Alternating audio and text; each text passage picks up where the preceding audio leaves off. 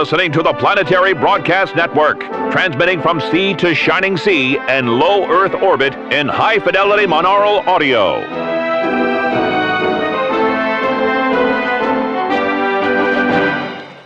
To Mr. and Mrs. America, and to all the ships at sea, welcome to the Planetary Broadcast Network Evening News, July 24th, 1953. I'm James Dixon, speaking to you from PBN headquarters in downtown Rocket City, Maine, York. Our top story tonight, Unrest in the South Pacific.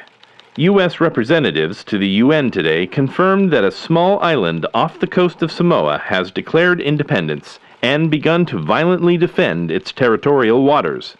The UN Security Council has denounced the declaration, calling it unlawful, and referred to the violence in the region as, quote, petty acts of piracy, unquote. More on this story shortly. Sad news from the Connecticut State Patrol today. A flying car crashed while attempting to land at Bradley International Air and Spaceport in Hartford. The single occupant of the vehicle was killed when his Jetsonic Aerostar 2000 collided with an airline service robot on the runway. This is the first confirmed fatality involving one of the new autopilot-equipped vehicles. Edison Autos CEO Eldon Stank could not be reached for comment, but a spokesman for the company said that a full investigation of the accident is ongoing and assured all Aerostar owners that their vehicles are perfectly safe in normal usage. Breaking news from the National Department of Robotics. NDR investigators looking into allegations of robotic spying have discovered that many domestic service robot models automatically record and transmit information to their manufacturers without their owner's consent. This information may include common household products and foods purchased by their owners, as well as frequency of use and serving size information. The manufacturers claim that this information is only used for supply and marketing purposes, but some are concerned about the privacy rights of robot owners and what other information our domestic bots might be recording. The security of this information is unclear, and industry insiders who spoke to us on condition of anonymity speculate that if such secret data exists, hostile foreign powers would pay handsomely for it. The Senate Committee on Privacy Rights has joined forces with the NDR on this pressing national security issue and ordered a full investigation. We will keep you advised as more details emerge. And now, a special word from Fission Girl. Fission Rangers, stand by for an important message from the Gamma Compound, the secret headquarters of Fission Girl. When communist aliens threaten the Earth with deadly radiation, whose red, white, and blue lead apron stands in their way? Fission Girl, that's who. When Fission Girl needs help, can she count on you? With the new Fission Girl Ultra Uranium Yo-Yo, you can help the Half-Life heroine defend the nuclear family. With hypersonic spinning action, this yo-yo just keeps on going. And its green glow even lets you practice after dark. It does all your favorite yo-yo tricks with an atomic twist. Turn your standard around-the-world trick into a Fission Girl-approved nuclear ICBM. Do you have what it takes to be a Fission Ranger? Tell your parents you need the Fission Girl Ultra Uranium Yo-Yo today. We return to the news. A heartwarming story today from Cape Canaveral. You may recall Bubbles the chimp, the NASA-trained simian who successfully returned to Earth in January of last year after a month in orbit. Bubbles was acclaimed as a national hero, but veterinarians examining him at the time discovered that during his flight, Bubbles was accidentally exposed to high doses of gamma and neutron radiation. To everyone's relief, instead of harming the chimp, the rays enhanced his intelligence. NASA scientists were surprised and pleased when Bubbles quickly learned to read, and then took an interest in physics and astrogation. He worked his way through the library at the NASA primate training facility at the Cape, so his handlers helped him get enrolled in university. Now they are proud to announce that after 6 months of intensive study, Bubbles has received a PhD from MIT. Sources close to the chimp say his postdoctoral work will be on proton decay in weakly interacting neutrinos, whatever that means. Way to go, Bubbles, or should I say, Dr. Bubbles. And if you'd like to follow in Dr. Bubble's heroic footsteps, you too can enjoy low-cost, family-friendly space travel with our sponsor, Glenn Tours. Do you want to see the wonders of space, but you don't have time for lengthy, competitive, and unpleasant astronaut training? Then a Glenn Orbital tour is for you. Our state-of-the-art Neptune 6 rockets will propel you and your family into low Earth orbit where you can experience weightlessness, freeze-dried food, and stylish spacesuits that capture and recycle all of your bodily fluids. The kids will love the zero-G playroom, while you and the missus sip Tang cocktails from our patented no-spill astronaut bags. Don't have time for an extended trip? Then try our Around the World in 80 Minutes package. You can see all 7 continents in one day and be home in time for the evening news. What are you waiting for? Call Glenn Orbital Tours to schedule your launch window today. Back to the news. From the world of cosmetics, Pfister Pharmaceuticals has announced a new hair dye in pill form. The new product, dubbed Prismatrol, has been approved by the Food and Drug Administration following the successful completion of human trials. The drug can change the color of hair, brows, and eyelashes in as little as 3 weeks of daily doses. Barb Bituit, spokeswoman for Pfister, says that the safe and only mildly addictive drug will be commercially available within the month. Prismatrol is the first in Pfister's planned line of cosmeceuticals. 3 other drugs are currently in testing as well, including Ocuflux, which changes eye color, Liftisol, which corrects crow's feet and laugh lines, and Estroloff, which enhances womanly curves. In sports, the World Cricket Council has announced today that only solid wooden bats will be allowed in WCC-sanctioned events, following the deadly explosion of a thorium-enhanced bat at a test match in Melbourne last week. WCC Chairman, Sir Reginald Emley Greaves III, read from a prepared statement today at a press conference held at the cricket grounds in Balls Cross, West Sussex. The enhanced bats have been allowed by national cricket organizations in several countries, including traditional cricket powerhouses Canada, the US, and Mexico. But the WCC has taken a hard line, insisting that bats filled with the unstable isotope violate both the letter and spirit of cricket's rules. Berzelius Sports, the maker of the thorium-cored bats, scoffed at the ruling and promised to appeal. In a related story, Gordy Lafleur, the president of the International Hockey Association, has ruled that beginning next month, all professional games will use Berzelius's beryllium and fluorine-filled pucks. Lafleur stated, "Fans love how these pucks speed up the action, and the players love the flavor." Speaking of flavor, here's a message from one of our tastiest sponsors. If you're like me, you enjoy a perfectly mixed, refreshing drink or 3. But you're a busy man. Who has the time to measure and mix proper cocktails? Sure, you could ask your wife or secretary to do it, but you know how that turns out. How many daiquiris can a guy take? The hard-working scientists at American Robotics have the same problem, so they designed Mixology Mike, the bartender bot that's perfect for home or the office. Mike comes programmed with over 500 standard cocktails, and you can add your own concoctions to his memory with ease. He'll remember your usual just like the barman at your favorite watering hole, and you don't even have to tip him. The slim chassis stores under the bar until he's needed. Just say, "Hey Mike," to activate him, and he'll make your vodka martini, shaken not stirred, slice the lemon extra thin, and listen to your problems like a pro. Ask for it by name, Mixology Mike, wherever fine robotics are sold. And now, today's weather. The United States Weather Bureau at Glen Air Spaceport in Maine, York, reports a current temperature of 82 degrees with a 12-mile-per-hour wind out of the west. The skies are partly cloudy with a chance of scattered fallout that will end by midnight. Temperatures in and around Maine, York today briefly dropped to 18 degrees due to a fast-moving cold front caused by weapons testing in the Arctic. But the forecast for tomorrow calls for calm winds and highs in the low 80s.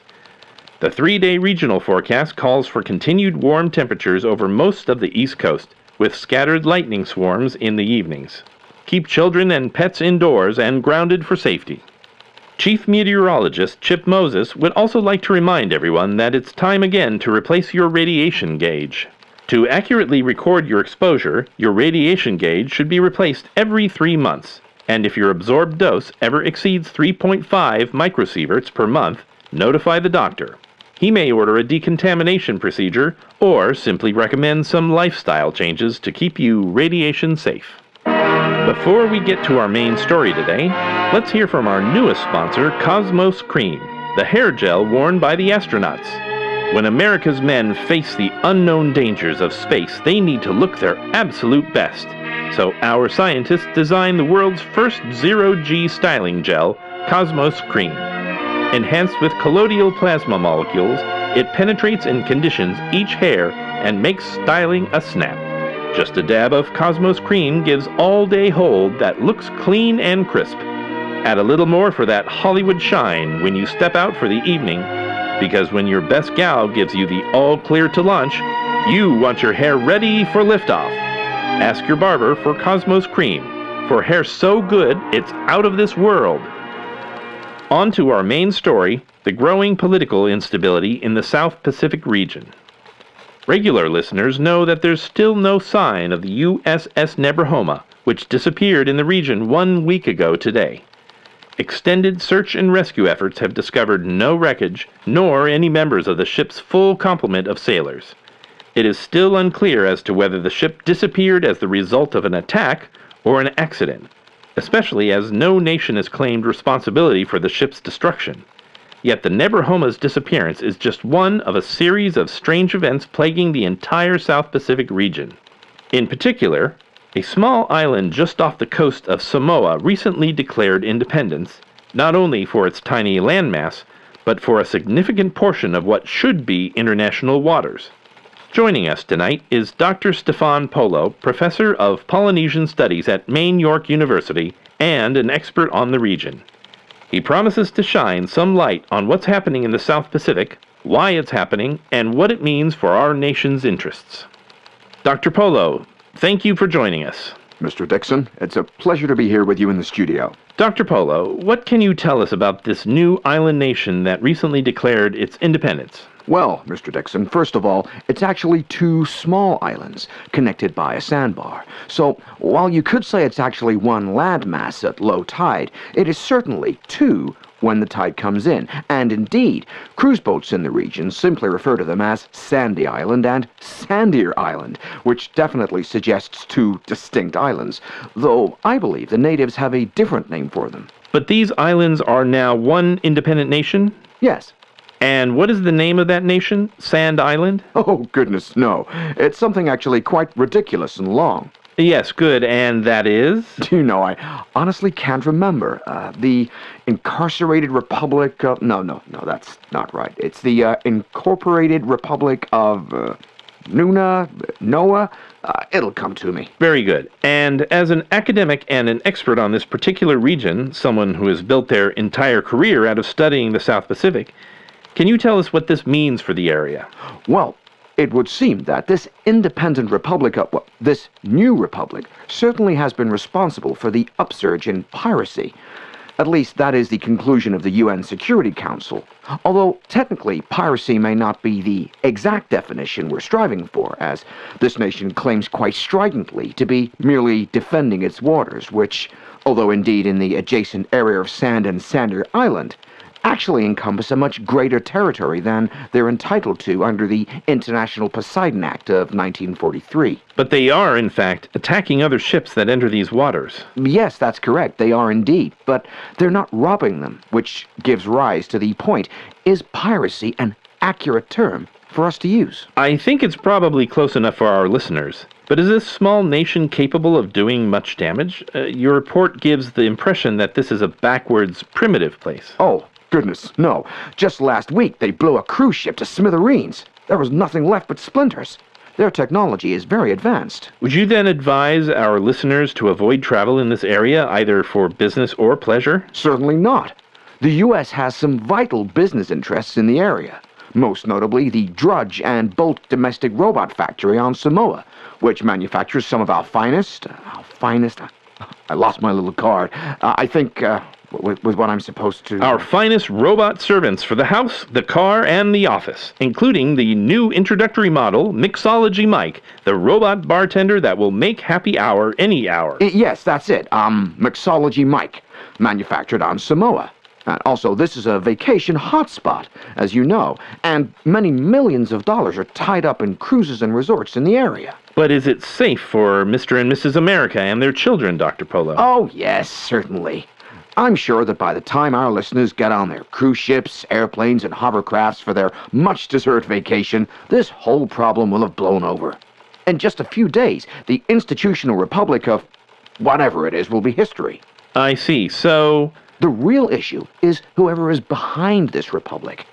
Because, of course, they don't have the facilities to manufacture such advanced weaponry. In fact, they essentially have no economy at all. Their funding must be coming from somewhere. And in the meantime, their outsized stake on international waters suggests a much larger interest than we would expect the local inhabitants to exhibit in manipulating global territories and even international political policy. But the region is still safe to travel in. Safe as pie. Nuroa! I beg your pardon? That's the name of the new country. The Incorporated Republic of Nuroa. Ah, good. Glad we got that cleared up. Remember the name, folks, because tomorrow it'll be history. As will all the other dozen little nations mysteriously springing up all over our planet's oceans. That's wonderful news. Thank you again for joining us, Dr. Polo. Anytime, Mr. Dixon. Anytime. You've been listening to the PBN Evening News for July 24th, 1953. This is James Dixon wishing you a brighter tomorrow. Stay tuned for episode 5D of Fission Girl. Pirates from the island empire of Isotopia have stolen Fission Girl's top-secret shipment of beryllium, and Fission Girl's faithful maid, Marie, has been taken prisoner. Can Fission Girl free Marie from cutthroat Captain Carcinogen? You can help them by using your decoder ring. Fission Rangers, set your rings and prepare to decipher this top-secret communication from Fission Girl herself. 85, 83, 69, 80, 65, 83, 83, 87, 79, 82, 68, 79, 78, 70, 73, 83, 83, 73, 79, 78, 71, 73, 82, 76, 68, 79, 84, 67, 79, 77. But will the aid of the Fission Rangers be enough to save Fission Girl and Faithful Marie from these ruthless radioactive pirates? Find out in episode 5D, Carcinogen Ho, right after this message. This edition of the Planetary Broadcast Network was written by Rebecca and Linus Callahan and voiced by Christopher Conde and Michael Harris on Fiverr.com. The theme music was written by Henry Phillips. The Planetary Broadcast Network is produced by Lost Island Entertainment and is on the web at PlanetaryBroadcastNetwork.com. We thank you for listening. If you enjoyed this broadcast, please rate, review, and subscribe to us online wherever fine podcasts are sold.